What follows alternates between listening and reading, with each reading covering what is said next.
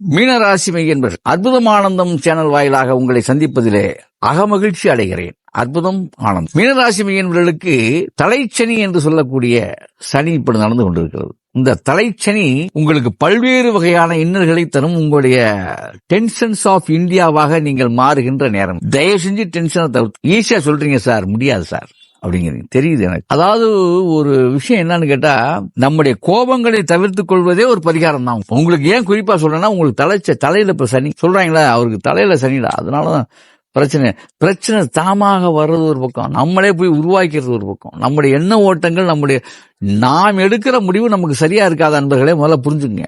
மீனராசி மெய் என்பர்கள் சுய முடிவு எடுப்பதுல கவனம் வேணும். நீங்க இப்ப எந்த முடிவு, நீங்க உங்க கோபத்துக்கும் மீனிங் இல்லாம போயிடும், அர்த்தம் இல்லாம போயிடும். அர்த்தம் இல்லாத கோபப்படுவீங்க, நீங்க எடுக்கிற எல்லாமே தப்பா போயிடும். ரொம்ப கவனமா இருங்க. சொல்றத கொஞ்சம் கேளுங்க. உங்களுடைய மனைவியோ அல்லது கணவனோ, பெண்களா இருந்தா கணவன் சொல்றதையோ, ஆண்களா இருந்தா மனைவி சொல்றதையோ கொஞ்சம் கேட்டு பழகுங்க. ஏன்னு கேட்டா, மீனராசி மெய் என்பவர்கள் பிடிச்ச மேலுக்கு 3 கால்னு ஓடுவீங்க. எல்லாம் உங்களுக்கு தெரிஞ்ச மாதிரி நினைப்பீங்க. அதெல்லாம் தவறு. சற்று சிந்தித்து செயல்படுங்கள். காரணம், உங்களுக்கு காலம் சாதகமாக இல்லை என்பதை நீங்க புரிஞ்சுக்கணும். சனி பகவான் உங்களுக்கு சாதகமாக இல்லை என்பதை நீங்க புரிஞ்சுக்கணும். 12ஆம் வீட்டுக்குரியவர் தலையில உட்கார்ந்து, தலையில பிரச்சனை வர்றதுக்கான வாய்ப்பு உங்களுக்கு உண்டு. தலை பிரச்சனை வருவதற்கு வாய்ப்பு இருக்கு. விபத்துகள் ஏற்பட வாய்ப்பு இருக்கு. ரொம்ப கவனமா இருக்கணும். அது இல்லாம அவரு உங்க இடத்துல இருந்து 3ஆம் வீடு சகாயஸ்தானத்தை பார்க்கிற இடம் பால். உங்களுக்கு இளைய சகோதர சகோதரிகள் இருந்தா பாதிக்கப்படுவார்கள். அப்புறம் கன்னியை பார்க்கிறார் 7ஆம் வீடு, உங்களுடைய மனைவி ஸ்தானம். மனைவியோட நீங்க சண்டை போடாதீங்க தயவு செஞ்சு. காரணம், மனைவி ஸ்தானம் பாதிக்கப்படும். குடும்ப வாழ்க்கையில பிரச்சனை ஏற்படும். இதெல்லாம் இருக்கு. ஆக மீனராசிக்கு இந்த ஆண்டு சரியில்லாம தான் இருக்கு. அதனால நம்ம திருச்சி பக்கத்துல இருக்கக்கூடிய திருப்பட்டூருக்கு போங்க. வியாழக்கிழமை அன்னைக்கு போங்க. அங்க அரங்கேற்ற எண்ணார வழிபடுங்க.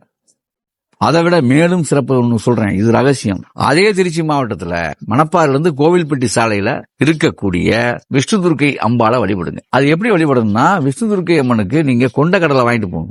3 கிலோ கொண்டக்கடலை, மஞ்சள் 8 கஜம்.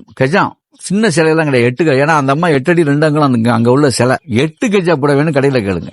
மஞ்சள் புடவை 8 கஜ புடவை எடுத்துக்கிட்டு 3 கிலோ கொண்டக்கடலை வாங்கி 3 கிலோ உப்பும் வாங்கிங்க. கொண்டு போய் கொடுத்தீங்கன்னா தோஷ நிவர்த்தி ஆகும். தானமா கொடுத்து, அதே மாதிரி 16 விளக்கு, ஆமணக்கு எண்ணெய் வாங்கிட்டு போயிருங்க. அதை மிச்சத்தை அங்கே கோயிலே கொடுத்துருங்க. ஆமணக்கு எண்ணெய் நிறைய வாங்கிட்டு போய் 16 விளக்கு போட்டுருங்க. 16 விளக்கு போட்டு 16 முறை அந்த கோயில வளம் வந்து போறதுக்கு முன்னாலே நம்ம சேனல்ல கூடிய நம்பர்ல பதிவு பண்ணி எங்கள்கிட்ட கேட்டு பதிவு பண்ணிங்க. நாங்க போறோம், இத்தனாம் தேதி போறோம்.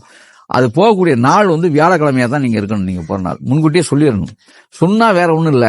இதெல்லாம் நீங்க இங்க செய்யும் பொழுது அந்த கோயில்ல இருந்து உங்களுக்கு மீன ராசிக்குரிய எந்திரம் கொடுப்பாங்க. அந்த எந்திரம் உங்களுக்கு கிடைக்கும். அந்த எந்திரத்தை இந்த வரக்கூடிய 25ஆம் ஆண்டு மார்ச் மாதம் 29ஆம் தேதி தொடங்கி 27ஆம் ஆண்டு ஜூன் மாதம் வரைக்கும் இந்த பாதச்சனியினுடைய பிடியில் ஏற்படக்கூடிய அந்த பிரச்சனைகளை எல்லாம் அந்த எந்திரம் நீக்கி தரும். சுபீட்சமா இருக்கும். அதுதான் விஷயம், வேற ஒண்ணும் கிடையாது. ஆக இந்த மாதிரி நீங்க செயல்பட்டு உங்க பிரச்சனை இருந்து மீள்வதற்கு உண்டான வாய்ப்பை நீங்க தேடிக்கணும்.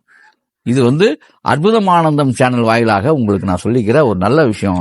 ஆகவே அன்பர்களே, இந்த ஆண்டு கணக்கிட்டு பார்க்கும்போது, மற்ற ராசியோட கணக்கிட்டு பார்க்கும்பொழுது உங்களுக்கு ஒரு 25% தான் உங்களுக்கு சனி நல்லதை செய்கிறார். 75% இந்த காலத்தினுடைய அதாவது சூழல் உங்களுக்கு சாதகமாக இல்லை என்பதை சொல்லி, அந்த சாதகமான நிலைமையை உருவாக்கத்தான் அந்த பரிகாரங்களை நீங்கள் செஞ்சு வாழ்க்கையில சரி பண்ணிக்கங்கன்னு சொல்லி, எல்லாம் வல்ல அந்த பிரபஞ்ச ஆற்றல் உங்களுக்கு அருள்பாலிக்கட்டும், இதுவும் கடந்து போகட்டும் என்று சொல்லி விடைபெறுகிறேன்.